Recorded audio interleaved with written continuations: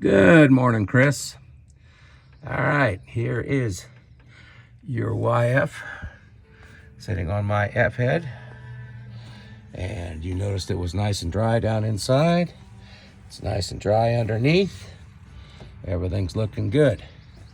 Well, let's go ahead and fire it up. There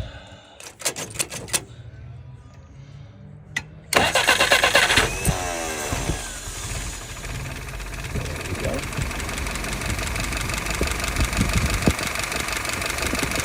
That's cool.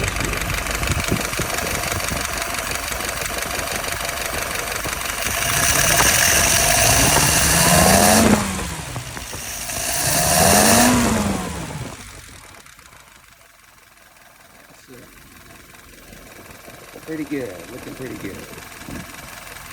All right, let's look at some numbers. Currently idling at about 680. You might want to take it up to 700. Vacuum is at 19, that's good. Fuel pressure is at 3¼ and the dwell is at 41, almost 42. Looking good. All right, so we'll pull it through a couple more times for you.